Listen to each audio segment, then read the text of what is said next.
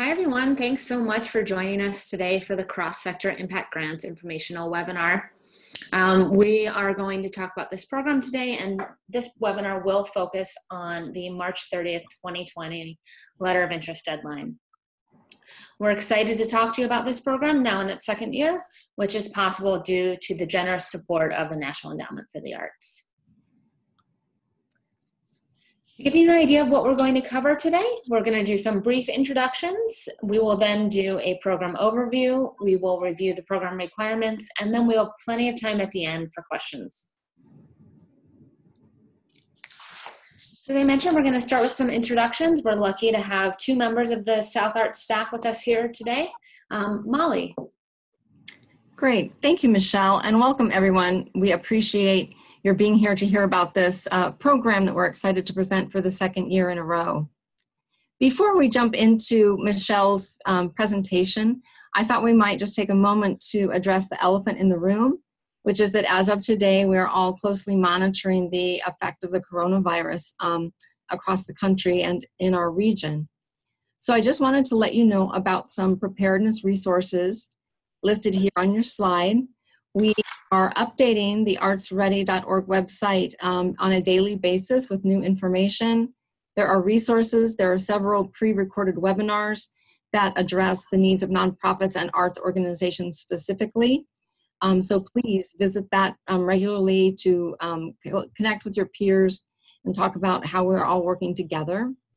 And secondly, you should know that there is a communications campaign to ensure that the nonprofit sector is included in any federal relief packages for businesses due to the coronavirus pandemic. So if you would like to be part of that communications campaign, information will also be at artsready.org. Great. Thanks, Molly.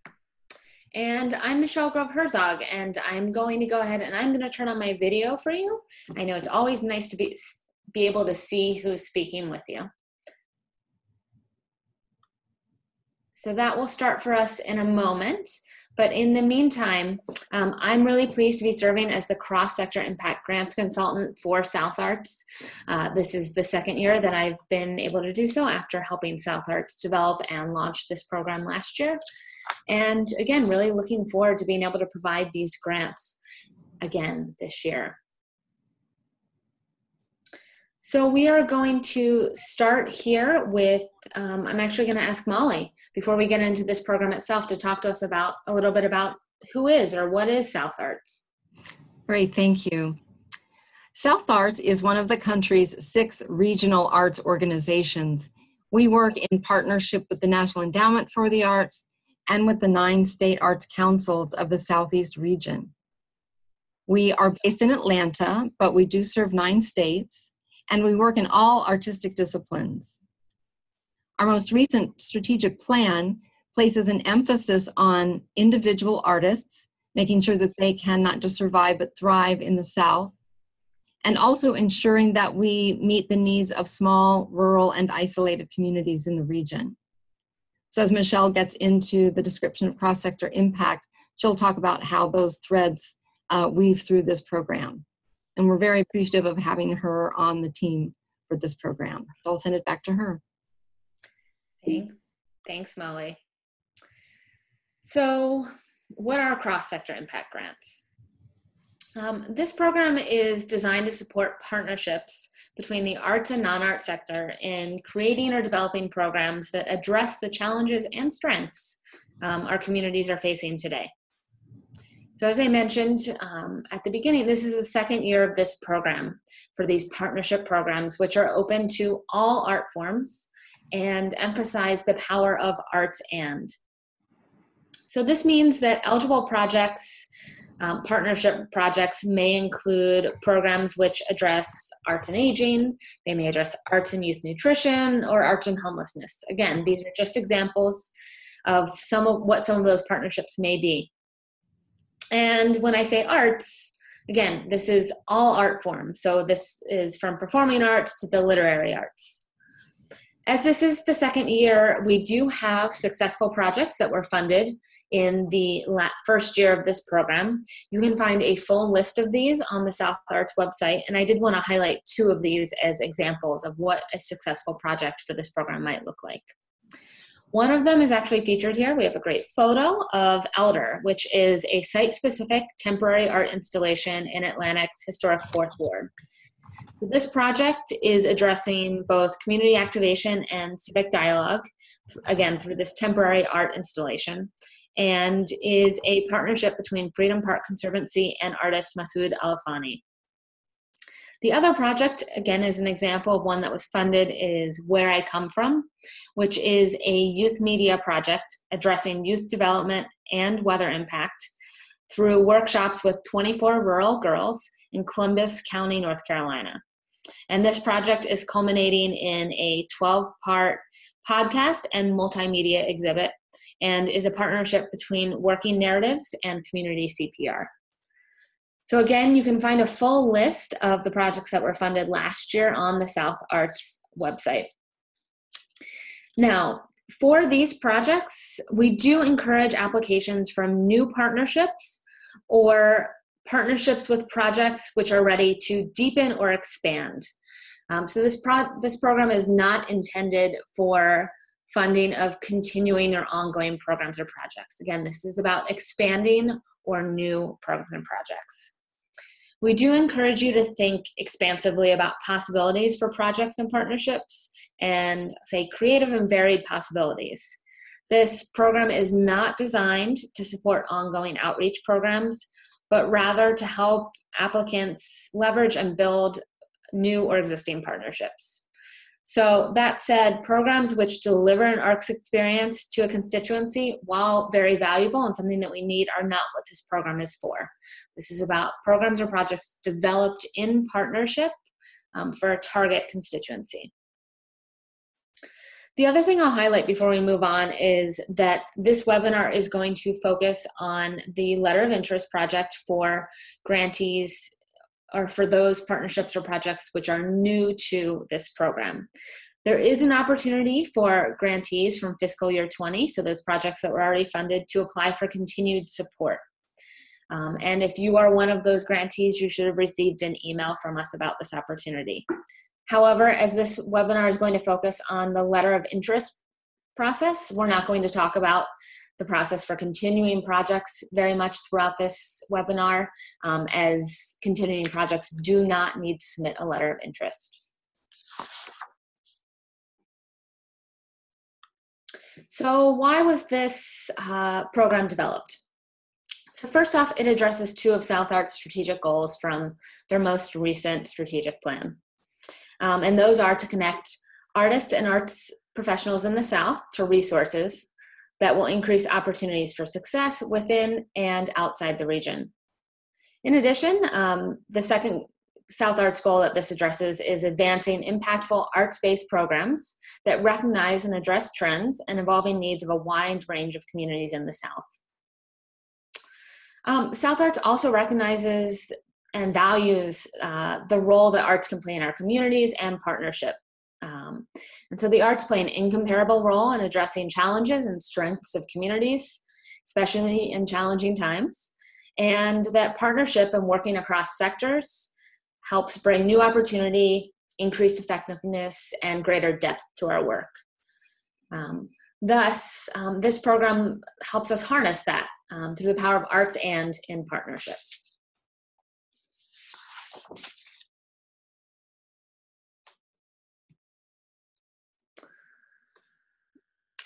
So let's go over the timeline and a brief overview of the process. And I will emphasize or note here again, as Molly noted, we understand that we're in challenging times and we're continuing to monitor that and monitor our deadlines. However, we also know that being opportunities for funding, while always important, are going to be even more important as we move through this time. So we want to make sure that we're providing that opportunity for funding in a timely fashion. So to go over this timeline, the letter of interest deadline is set for Monday, March 30th, 2020. For anyone who does submit a letter of interest notification, whether you are invited to advance or if you're invited to advance to the full application, will be the week of April 13th. The deadline for those invited to submit a full application will be May 11th, and the notification for those full applications will be the week of June 1st. Lastly, the project period is July 1st of 2020 through December 31st of 2021. And we're excited to be offering a longer project period for fiscal 21 cross-sector impact grant, so an 18-month project period instead of the 9-month project period that we were able to offer last time. So last year we received, to go over the process a little bit more, last year we received 160 letters of interest. We then were able to invite 28 to submit full applications and funded 13 projects. So what this means is that this is a competitive program, and that's something to think about as you're putting together your materials and investing resources, time in putting together these projects and grant applications, is that it was extremely competitive last year. For this year, we don't know how many letters of interest we will receive, but we do anticipate funding between 7 and 10 new projects and between 3 and 5 continuing projects.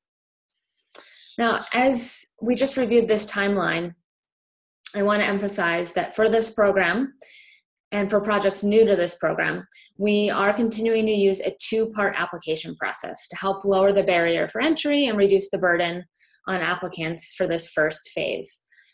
So that means the first step is that anyone who's interested in submitting a project would submit just the letter of interest at this March 30th deadline. And then a limited number of applicants will be invited to submit that full application. And once again, I'm going to note for anyone who's just joined us that if you are a fiscal year 20 applicant and you're applying to continue or further your project, you do not need to submit a letter of interest again this year. You only need to submit the full application. And as we have been, we'll continue to be in touch with you directly about that process and when that application is open for you. So what are the requirements of this program? So as we've noted, this is a program that targets partnership. So you need partnering entities, one from the arts sector and one from a non-art sector. Now, this doesn't mean that you can't have additional partners or organizations or contributors involved in your project, but you are limited to 2 principal partners.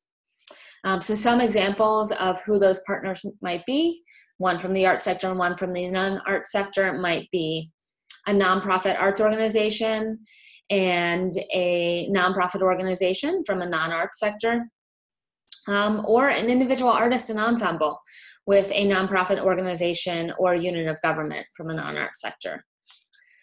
So important to note that you do need one partner from each of these sectors. You can't have an artist working with an arts organization or 2 organizations from the non-art sector. You do need one from each for your 2 principal partners. So up on your screen here, you see a list of arts disciplines as well as community impact or non-art sector areas as well. I want to emphasize that these are samples and not limiting. You'll note that these say include. And I also want to emphasize here about the partnership. Again, we're looking for a true partnership between these 2 entities. So as we noted, we're not looking for delivery of service from one of these organizations to the other, but really these 2 organizations, one from each sector, working together to develop the program with some shared goals.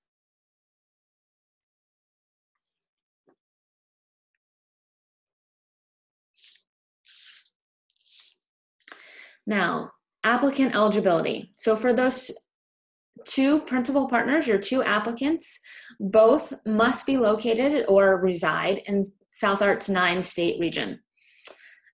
And so that 9-state region includes Alabama, Florida, Georgia, Kentucky, Louisiana, Mississippi, North Carolina, South Carolina, or Tennessee. Both applicants must be in good status with South Arts. And what that means is you have no outstanding final reports. You've always completed any requirements for past interactions or grants you've had through South Arts. You also must agree to acknowledge South Arts and the National Endowment for the Arts in any materials should you be funded. Now, between those two principal applicants, at least one of them, not both, but one, must be a nonprofit tax-exempt organization, so a 501c3 organization, or a unit of state or local government. I want to note here that it's state or local government. For this program, federal agencies or divisions of federal agencies are not eligible to be one of the principal partners. In addition, one of those applicants must have a DUNS number. And if you have any questions about DUNS numbers, there is more information available on the South Arts website.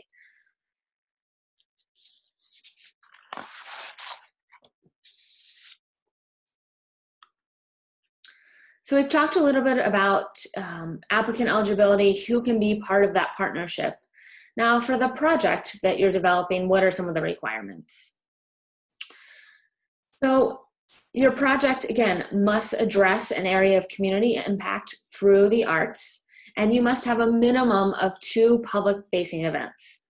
So what we mean by public-facing is that one event must be a public performance, so that might be an exhibit, a screening, a reading, or other activity that provides individuals with an arts experience or encounter.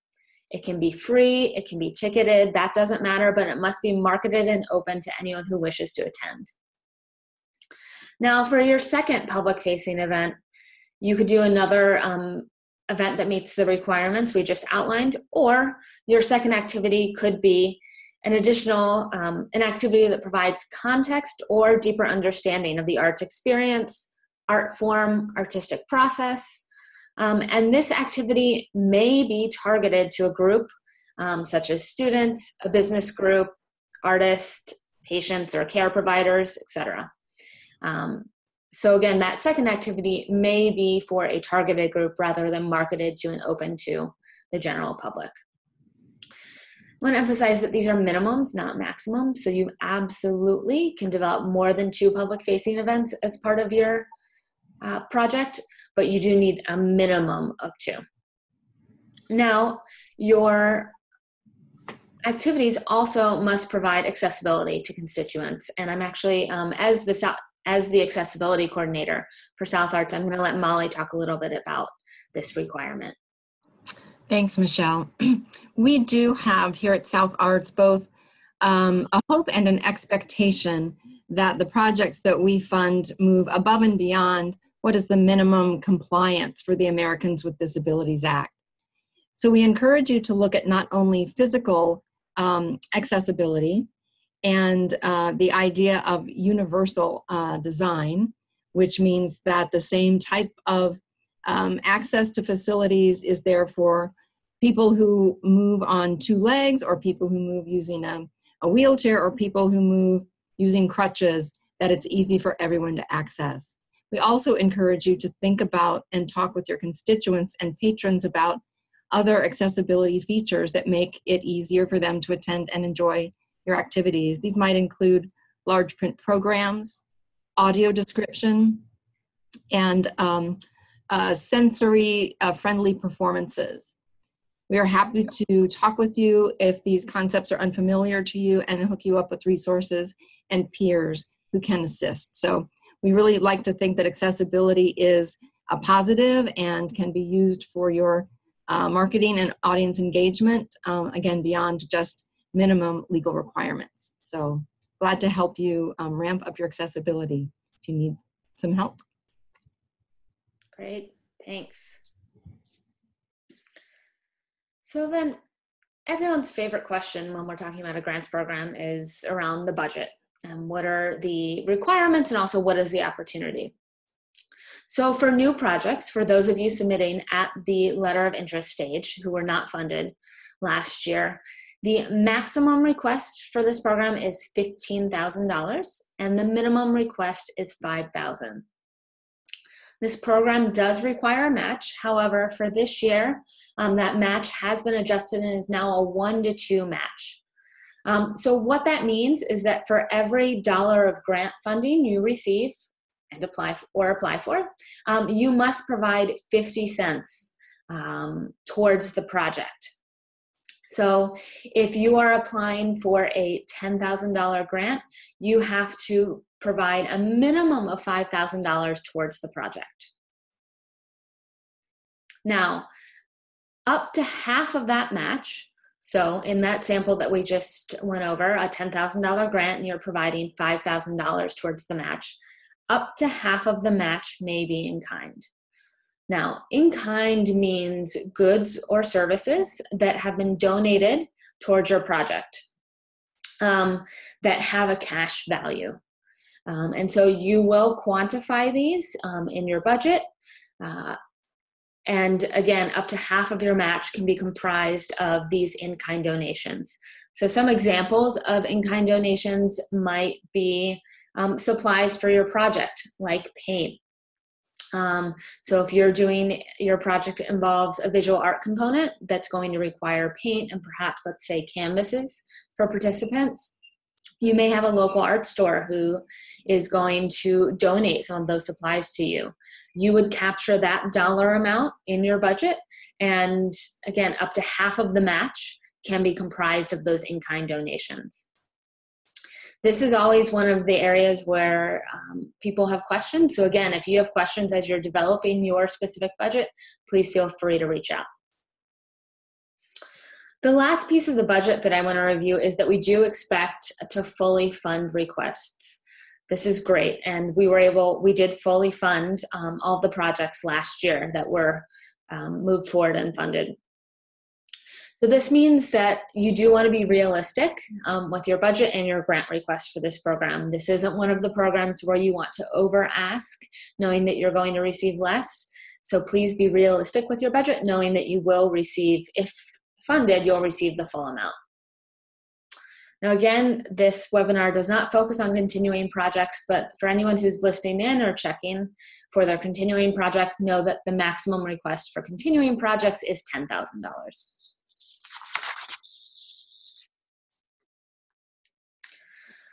Now, when building out your project budget for this program, what we have here in front of you is a list of sample eligible expenses, as well as ineligible expenses.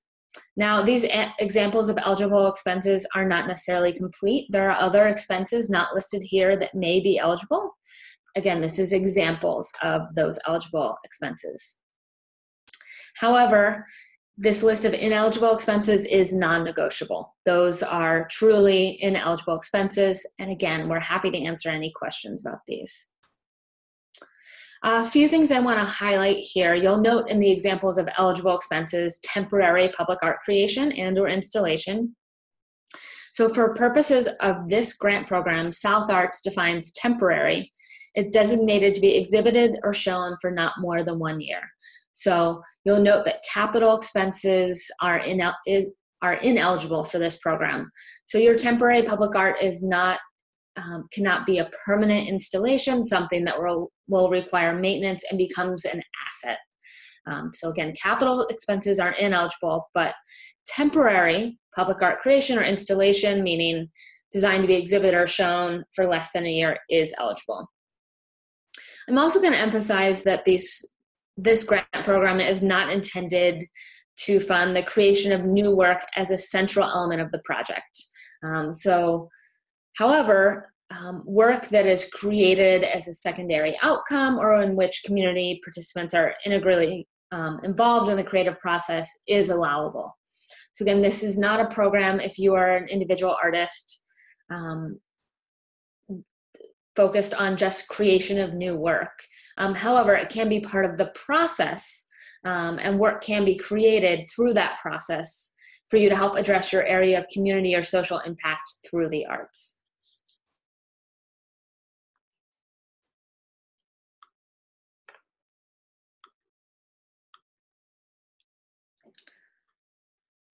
And sorry there, I'm trying to get our slides to advance. They're frozen on us.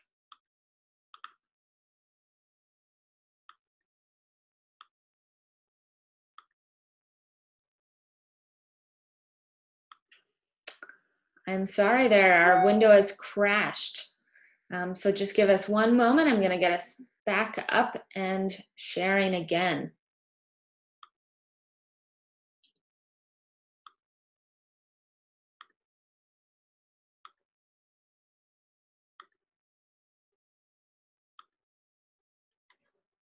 All right, I think we're good to go. Sorry about that. So the next thing that we are going to go over is the review criteria. So you've developed your partnership, you've spoken with your partner, you've put together your project, which meets the overall requirements that we've just reviewed. How are we going to evaluate these projects? So at the LOI stage, we know that you're not going to be able to address all of these in your letter of interest with the questions that we ask you. So we'll be evaluating those letters of interest on their potential to most closely address these. So again, even though you're not addressing all of these in your letter of interest, it's important that you look back at them and make sure that your project is addressing them as you begin to develop it. These are the review criteria that will be used in the full application as well. So the things that we're going to be looking for are artistic quality. So looking for artistic excellence from the artist or artists who are involved, and that the artistic component is appropriate for the project and helps actually meet the goals that are laid out. Your project design, so who, what, where, when, why, you've thought that out. And the partnership is also clearly described. You understand the roles and responsibilities of each of the partners, and also why that partnership is necessary for the success of the project. We're also looking in project design for how the project establishes or advances relationships across sectors. So between the arts sector and the non-art sector that you've chosen for your project. We're going to be looking at the community impact. So that the participant or the community that you're serving, including their geographic and demographic characteristics, is clearly described, along with how you'll provide accessibility for individuals. You need to make sure that you're describing the intended impact or change to be influenced through this project. So again, what is that area of social or community impact? And what is the specific issue you're looking to change using the arts? As well as the anticipated project impact being substantive and providing potential for lasting change. The last piece that we're going to look at is capacity. Are you demonstrating that you have the capacity to actually complete this project? So that's the administrative capacity, including staff, both paid or volunteer, and any other leadership involved. Financial planning, so this is your budget, making sure it's appropriate, realistic, and that your matching funds are clearly described and realistic. And lastly, that you develop some sort of evaluation plan to measure how successful your project has been at the end. The other thing I'm going to emphasize here that you will see in the guidelines is that we are placing priority on projects taking place either in small communities, rural areas, meaning areas that are geographically isolated and generally under about 50,000 in population, and isolated communities. So communities which are isolated due to socioeconomic factors, outmigration, education gaps, and/or lack of infrastructure. This is not a requirement for this program. It's not, and it is not an eligibility requirement. However, it is an area where we'll give priority to projects that are submitted that not only meet these review criteria well, but also are projects taking place in a small community, rural area, or isolated community.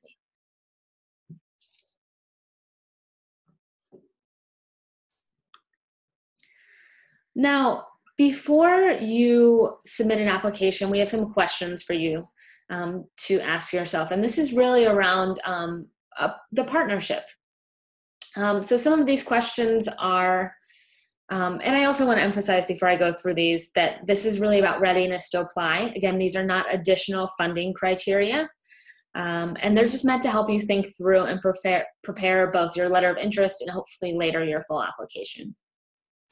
So thinking about your partnership, do the two partners have a history of successfully working together with others? Have you worked together in the past, or are you working together now? You should be prepared to talk about that and think about that. Is there a clear separation of responsibilities and authority between the two partners, including financial responsibilities? And do the partners coming together have complementary strengths or resources that make this partnership necessary for success? Again, we're looking for partnerships that help strengthen each other, rather than partnerships that were put together for convenience. Again, you want to make sure that you're able to hit the review criteria for this competitive program.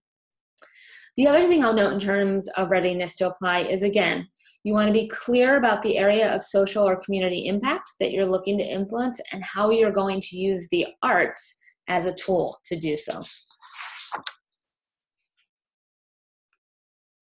So once you've thought through this,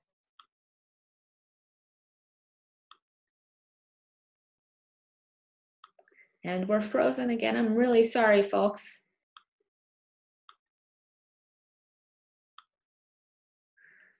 I love how when we run the practice runs for these, we have no technical problems, and then we always seem to crash during the actual live webinar.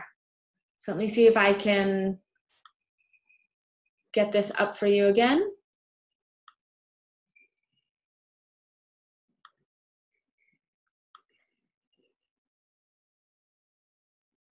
All right, I think we're working again.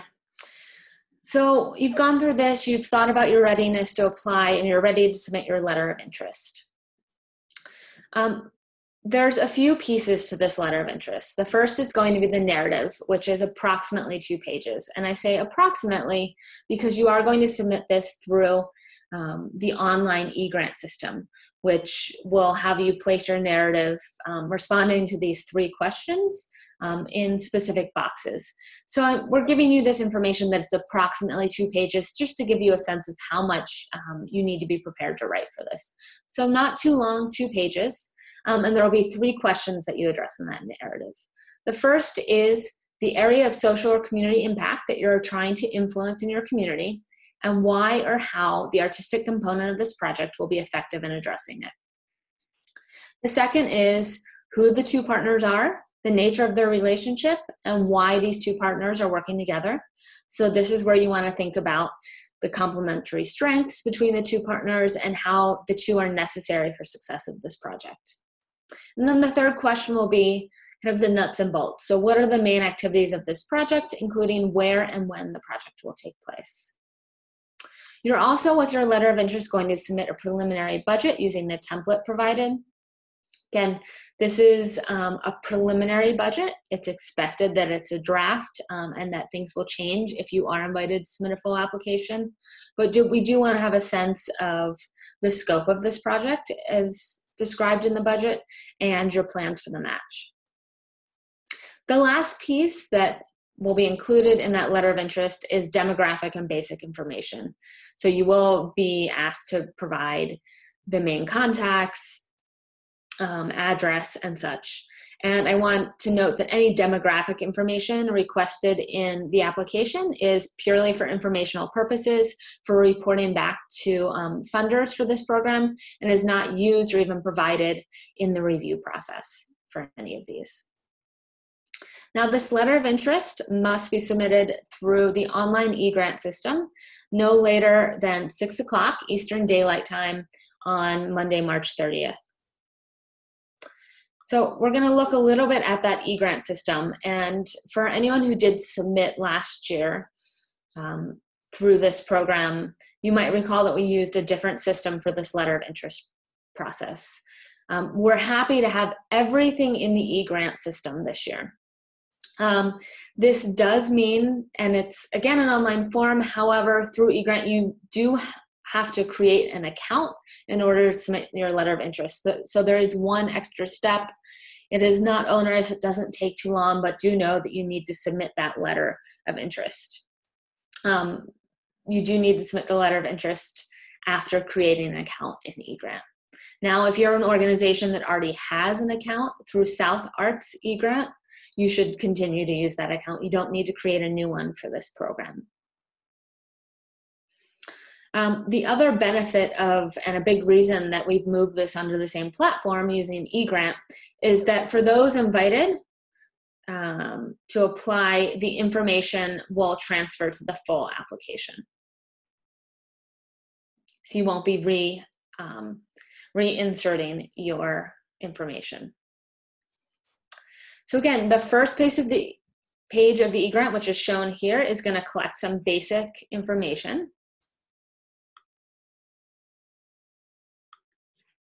And then the second page,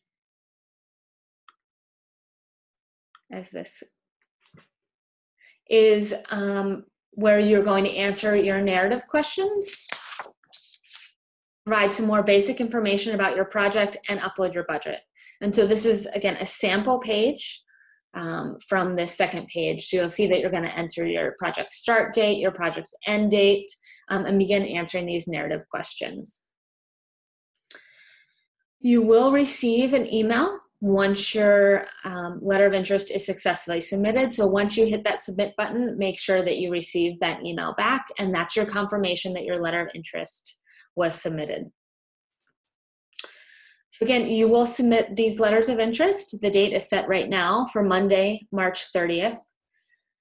For those who are invited to submit a full application, note that the full applications are by invitation only, and notifications following submission of that letter of interest will go out the week of April 13th. And full instructions for how to submit that full application will be provided to applicants at that point. We currently have the application deadline set as Monday, May 11th. So for those invited to submit a full application, you are provided with around a month to complete that full application form. We are scheduled to put out full grant award notifications the week of June 1st for the project period to begin July 1st of 2020 through December 31st of 2021. So again, we're looking at a longer 18-month project period this time. I will note, so please do continue to check the website for updates both around this timeline as things continue to progress, as well as answers to additional questions and any additional materials we might be providing to assist you. We do have an FAQ page for this program, which will likely answer a lot of the questions you may have. So check that. And again, periodically check back with the FAQs, because we will continue to update that as questions come in if we see there's a consistent question or a really great question we want to get up there. The last thing that I'll note here around this process is that unfortunately, because of the volume that we receive, we're unable, and I'm unable to review LOIs in advance, but of course, always happy to answer any questions you may ask.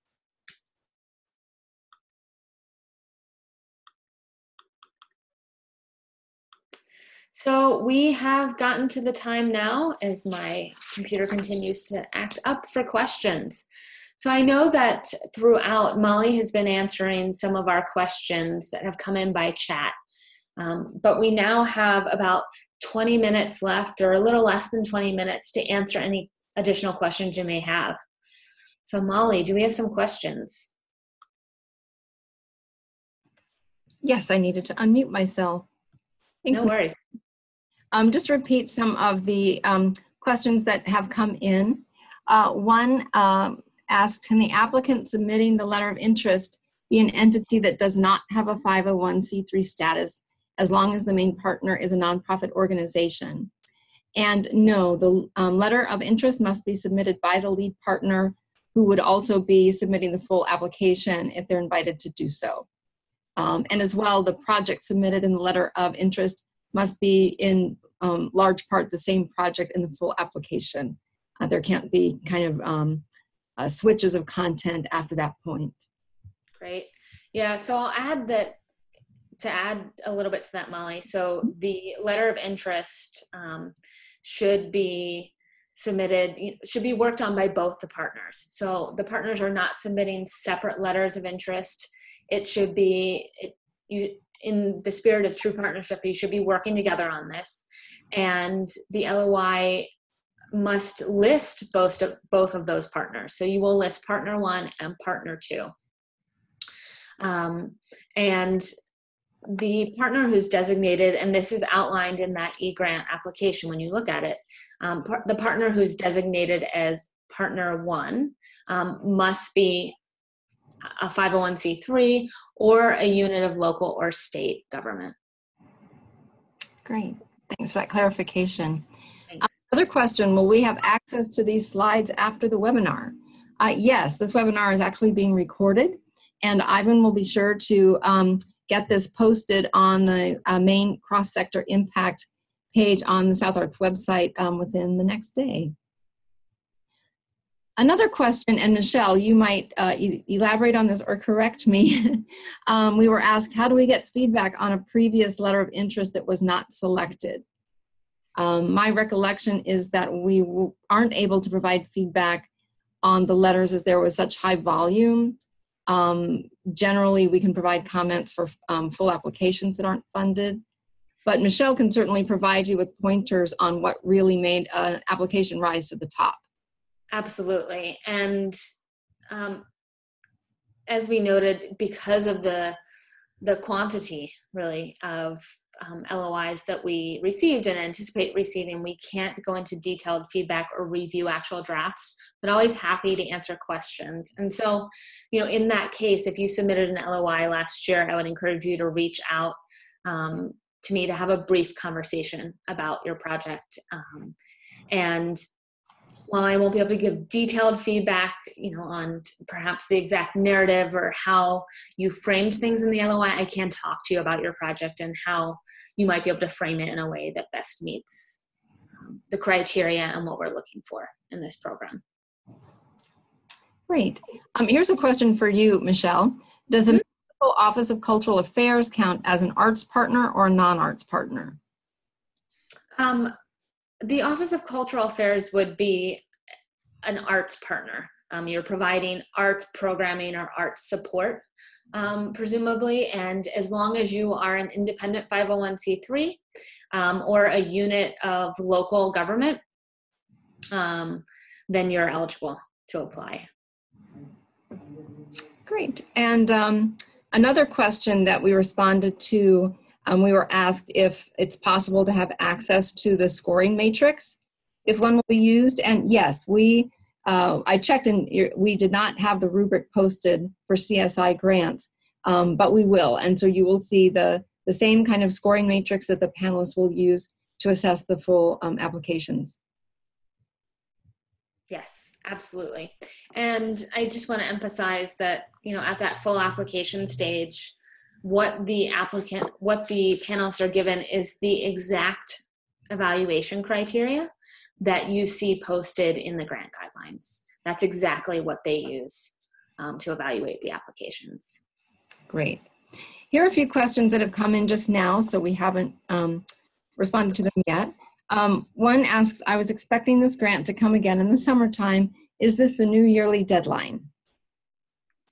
So yes, this is the next round of this grant program, and I'm certainly sorry that wasn't clear.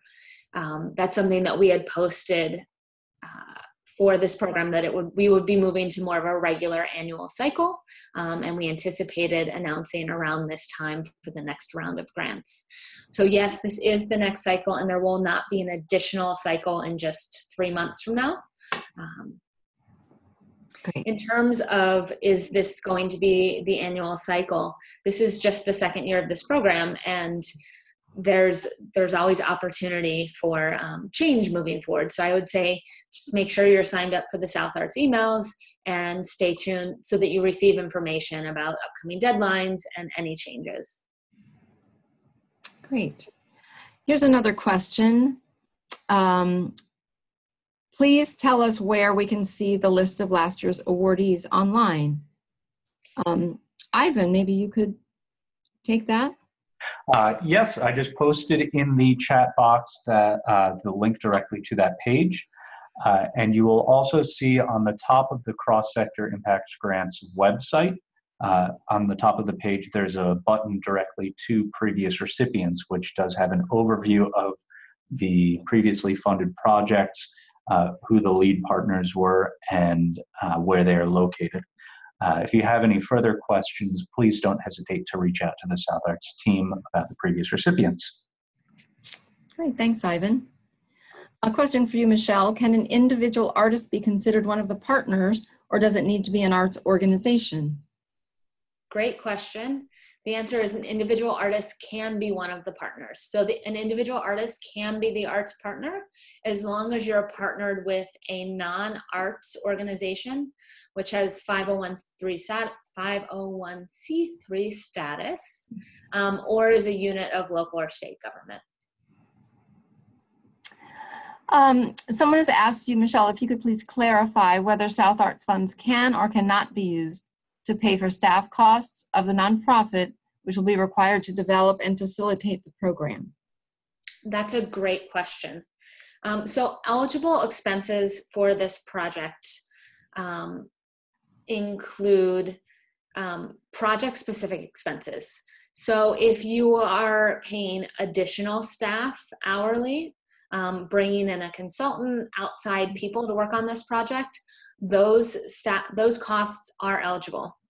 However, overhead or portioning out part of a salaried staff cost is not eligible for this project-specific program. And I think that might apply to this next question. Do administrative fees count as part of the budget?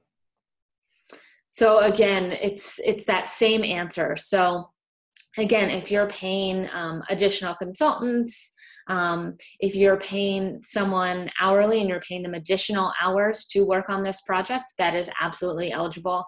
But portioning out any of your standard salaries or overhead costs, they cannot be included. Great. Here's another great question. Do the partners have to equally share resources/funding for the project? For instance, can one organization be servicing the other's members or patrons if it is part of the impact? If the partner organization is partially funding, do they need to be part of our match? That's a great question. So there's no requirement for how the funding, no explicit requirement for exactly how the funding is distributed or spent between the two partners. We ask that you're very clear about your financial relationship, but it's not necessarily that each partner contribute an exact equal amount to the match. However, as part of a partnership, we say there should be shared risk and a clear understanding of the financial arrangement between the two partners working together. Great. Here's a different question. Can you reiterate if the public-facing events have to be free? Is low or free cost something that should be prioritized for these public-facing events? Another good question. The public-facing events do not need to be free. They can be free or ticketed as long as at least one of them is open to and marketed to the general public. And there's no priority placed on free or low-cost events either. It's not part of the evaluation criteria for this program. And this is again to reiterate with whether a nonprofit that has a fiscal sponsor but does not have their own 501c3, can they apply? They cannot. Unfortunately, we cannot take fiscal sponsors for this program. You must have your own 501c3, and this program is generously funded by the National Endowment for the Arts, and that is a requirement of that funding. As is having a DUNS number, I'll just remind if you don't have one yet. Yes. They're easy to get if you don't have one, but you do need to just allow yourself some time to sign up online for that DUNS number. Here's a question that we might need to ask for some clarification from the person who sent it in. Should the previous activities have been conducted in one of the 9 states mentioned, or is any other state considered acceptable? So whoever submitted that, I think we do need some clarification. but to go over the overall requirements for the project, we are looking for either new partnerships and new programs, or a significant expansion or deepening of your project or program within that partnership. So past activities of this program are, one, not a requirement, and something that in general we're not looking for. This program is not looking to fund just the continuation of a program or project. And then the applicants do need to be based in one of the 9 South Arts states. Now, if an artist previously lived in another state and now lives in one of those 9 states, that's fine. But again, and if we didn't address that question, please let us know and help us clarify. Great. Those are all of the questions that we have had submitted so far. Great. All right. Well, in that case, I think we will say thank you for joining us today. Thank you for your interest in this program. Again, we're excited to be offering this program again this year, and I'm really excited to be working on it again with South Arts this year. And we're excited and really happy to be able to provide an opportunity for funding for this type of program or project moving forward. And I know that's really important to all of us, and we know the power of the arts, especially in these challenging times. And we look forward to receiving your letter of interest. Again, if you have additional questions or need additional information, please do check out the FAQs available at southarts.org, which is also where you can find all of the guidelines, requirements for this program, a link to that online e-grant system where you'll submit your letter of interest, as well as that list of past grantees, all available at southarts.org, and those FAQs will be updated as we move forward. And then if your question is not answered there, please reach out to me. You can reach me at partnerships@southarts.org. Again, I'm happy to answer any questions or clarify. However, unfortunately, I cannot review an actual draft of your letter of interest at this time. But thank you again for joining us.